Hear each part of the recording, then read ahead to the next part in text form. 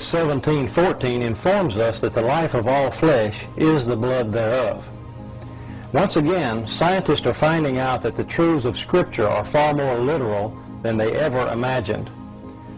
One evening, Mary Nell Wyatt asked me to take a look at some material from a burial cave to see if these tiny particles were present. Without my knowledge, one of the samples was actually the blood sample that Ron had taken from the Ark of the Covenant dig. Okay, Mary Nell's going to take the sample and mix it with sterile water.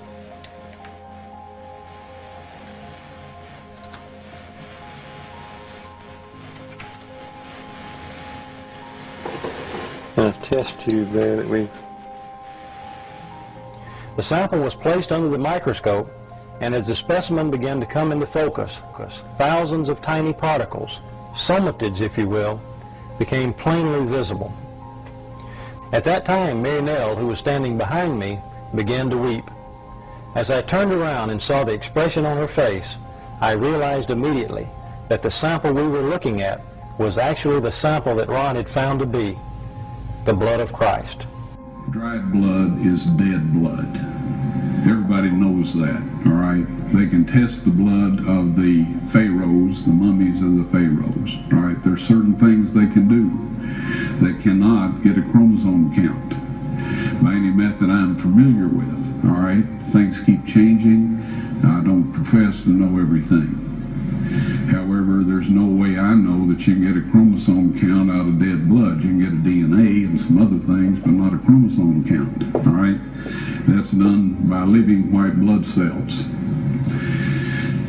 Now then, first of all, in this analysis, I took the blood into a laboratory in Israel. I asked one of the people I work with in antiquities, where is a good laboratory that does reliable work? And they said, such and such, such and such. I took it. I just said, please examine this blood and tell me what you can tell me about it. All right? They said, well, look, we're going to reconstitute it. We're going to put it in normal saline and keep it at body temperature for 72 hours with gentle swirling. All right? That's their business. That's great. I said, now I want to be there when you check it out. They said, fine. So I was back. They checked it out. I said, now, they said it's human blood. We can tell that. They did whatever tests they need to do. And then I said, take some of the white blood cells and put them in a growth medium and keep them at body temperature for 48 hours. And they said, well, that'll do no good because it's dead blood. I said, would you please do that for me? And they said, okay, we'll do it. So anyway, I said, I want to be there when you take it out and examine it.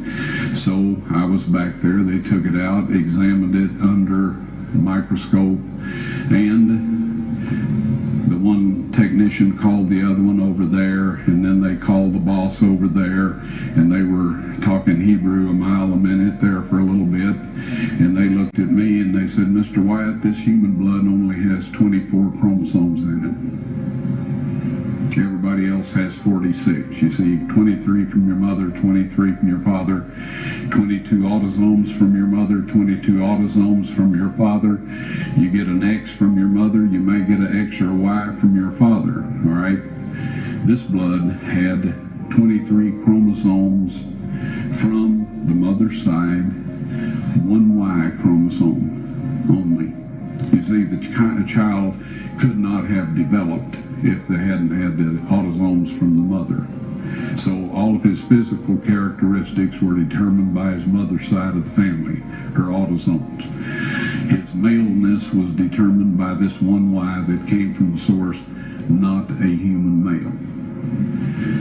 Then they said, this blood is alive. And then they said, whose blood is this?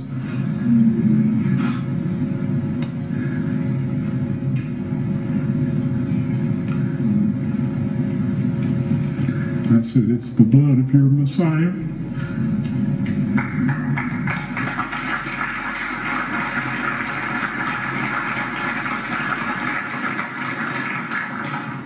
assure you those men's lives have changed. Later, Ron Wyatt would confirm that this was the Ark of the Covenant, and that the blood on the mercy seat was from someone who had only one human parent. There were no paternal chromosomes except for one Y chromosome. Jesus was God's only begotten Son, just as he said he was.